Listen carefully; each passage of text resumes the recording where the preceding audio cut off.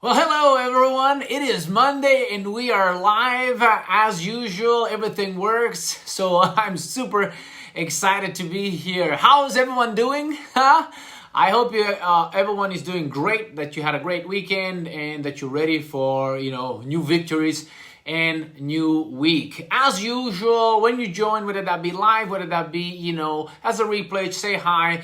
And in fact, you can let us know, show us if you have some interesting picture or explanation of how was your weekend and what have you done, because, we are curious. We want to know.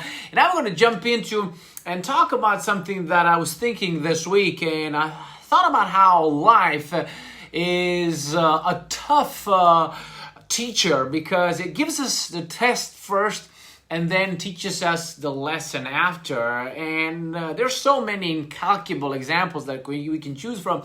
But I want to actually go back in history and point at an example that most of you will probably not be familiar, because it's just so far out. It's over 110 years ago, the story of the race for the South Pole. Now, did you know that about a little more than 100 years ago, there were area around the world that were their men didn't actually step on, and South Pole was one of those last areas on the planet, and there was a race for last uncharted, unwalked path.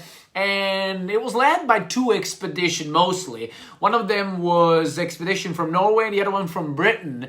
And Norway expedition was led by Ronald Amundsen, and British expedition was led by Robert Scott. Now, just to quickly give you an idea, they both have prepared in their own native countries, and around November 1912, they both embarked a journey to reach the South Pole.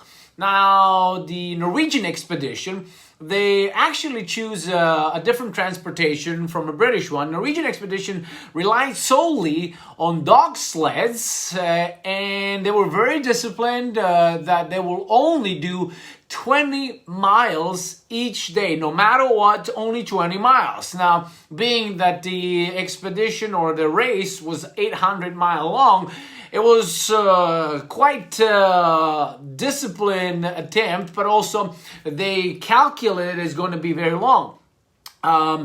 What Robert Scott did, the British expedition, they wanted to, cut corners a little bit and maybe test certain things out. And he took the equivalents of tractors at the time, so motorized vehicles. He took Manchurian ponies, some sort of ponies, and dog sleds as well. Now, what do you think? Who won?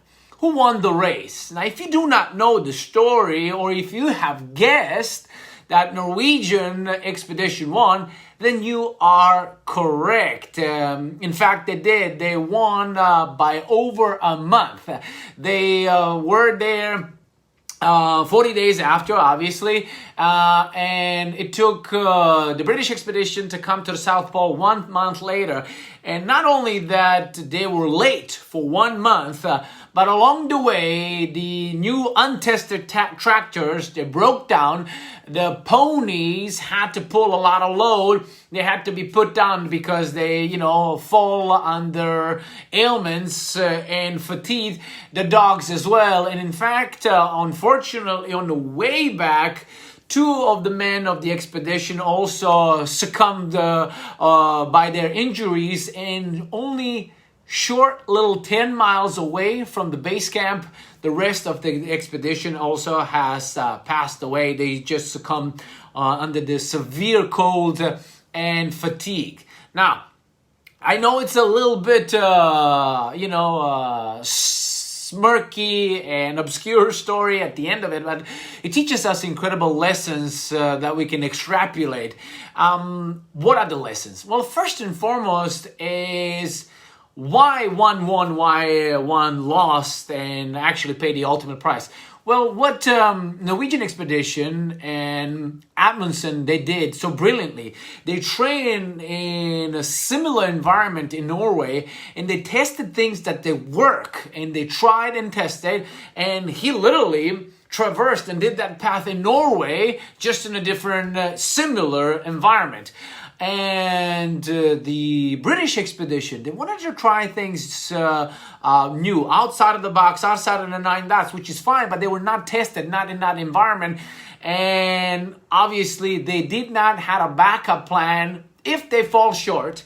If the new tested ideas did not actually work, what to fall back onto, because he actually took 2 risks along the way, and we know the outcome. So what is the takeaway?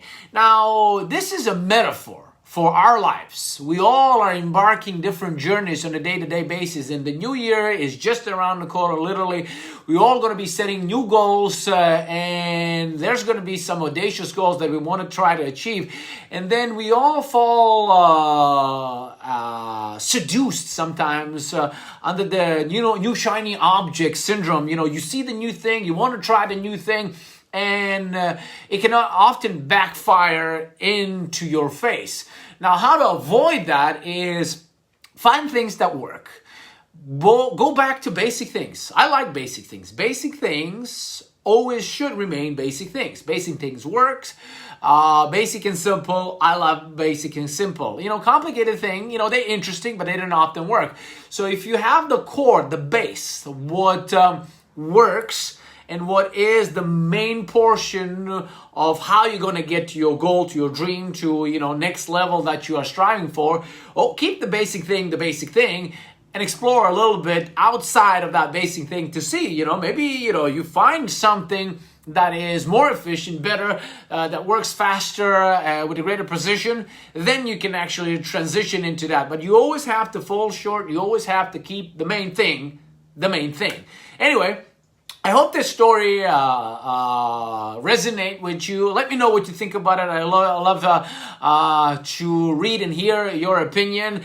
And as usual, I'm going to say, guys, gals, have a great Monday. Have a great rest of the week. And I'll see you out and about. Stay great.